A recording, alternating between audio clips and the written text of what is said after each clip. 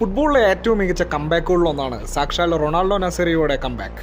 97 ബാലൻ door താരം തന്റെ 21ാമത്തെ വയസ്സിൽ സ്വന്തമാക്കുമ്പോൾ പെലയ്ക്കും മർഡോണയ്ക്കും വാൻ ബാസ്റ്റിനും ശേഷം ഫുട്ബോളിലെ പുതിയൊരു സൂപ്പർ സ്റ്റാറിന്റെ പദവിയായിരുന്നു അക്കാലത്ത് റൊണാൾഡോയ്ക്ക് കൊടുത്തിരുന്നത്.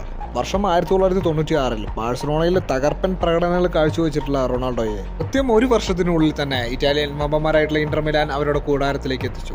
മിലാനിൽ തീർത്തും സെൻസേഷണൽ ആയിരുന്ന റൊണാൾഡോയ്ക്ക് ലോകത്തിന്റെ ഏതൊരു കോണിൽ നിന്നും വളരെയധികം ആരാധകരുണ്ടായിരുന്നു. കൃത്യം 2 വർഷങ്ങൾക്ക് ശേഷം റൊണാൾഡോയ്ക്ക് ഒരു ACL ഇഞ്ചുറി സംഭവിക്കുകയുണ്ടായി.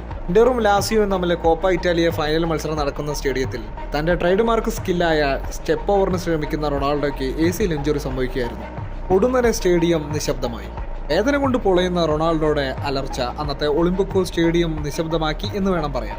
ഇരു ടീമിലെയും താരങ്ങൾ ഉടനെ മെഡിക്കൽ ടീമിനെ വിളിച്ചു വരുത്തി. ഇരു ടീമിലെ ആരാധകരും കളിക്കാരും മൊത്തത്തിൽ ഈ ദുരന്തം നേരിൽ കണ്ടു. നടക്കാൻ സാധിക്കാതിരുന്ന റൊണാൾഡോയെ സ്ട്രെച്ചറിലാണ് കൊണ്ടുപോയത്.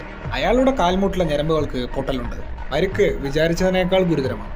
ഇതായിരുന്നു റൊണാൾഡോയുടെ ഫിസിയോതെറാപ്പിസ്റ്റിന്റെ മറുപടി. സത്യത്തിൽ ഈ ഒരു ഇഞ്ചുറി സാക്ഷാൽ റൊണാൾഡോ റിക്കവർ ആവില്ല എന്നാണ് പലരും വിചാരിച്ചിരുന്നത്. പക്ഷേ അയാളൊന്നും വിട്ടുകൊടുക്കാൻ തയ്യാറായിരുന്നില്ല. അയാൾ പതിയെ നടന്നു തുടങ്ങി.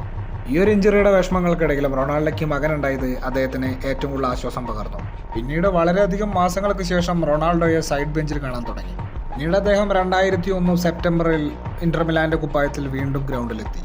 എനിക്ക് സംഭവിച്ചിട്ടുള്ള ഇഞ്ചുറി അത്ര ഭയാനകമായിട്ടുള്ള ഇഞ്ചുറി ആയിരുന്നിട്ട് പോലും ഇതൊന്നും വകവെക്കാതെ ചാരത്തിന് ഉയർത്തെഴുന്നേറ്റ ഫീനിക്സ് പക്ഷേ പോലെ 2002 ലോകകപ്പിന്റെ ഫൈനലിൽ സാക്ഷാൽ ഒലിവർ കാന്റെ ജർമ്മനിയെയും കീഴടക്കി ആ വേൾഡ് കപ്പ് കിരീടം സ്വന്തമാക്കി. ഫൈനലിലെ 2 ഗോളുകൾ അടക്കം റൊണാൾഡോ ആ വേൾഡ് കപ്പിൽ അടിച്ചു കൂട്ടിയത് 8 ഗോളുകളാണ്.